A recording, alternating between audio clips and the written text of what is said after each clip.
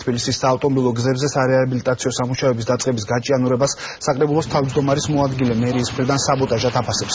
ჯაბასამუშიას თქმით, მერიას დაზიანებული გზების შესაკეთებელი თანხები ბიუჯეტის დამტკიცებამდეც ჰქონდა.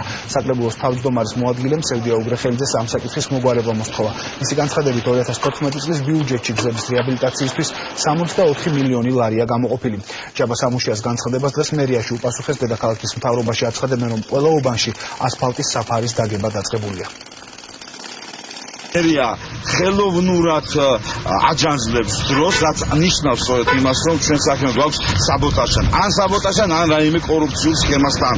ამიტომაც მე მივმართავ მერის მოვალეობის შემსრულებელ კალთბატონ სევდია უგრეხელიძეს. რაც შეიძლება სასწრაფოდ მოიწვიოს მთავრობის ცდომა და რაც შეიძლება სასწრაფოდ დაიწყოს აღნიშნული პრობლემის მოგვარება. ორი კვირის თავზე თბილისს ექნება ის მდგომარეობა საგზაო ინფრასტრუქტურის თვალსაზრისით, რასაც ის იმსახურებს და უმჯობესი იქნება, რომ პოლიტიკოსობას თავი დავანებოთ და ჩვენ პოლიტიკად თბილისი ვაქციოთ ნამდვილად.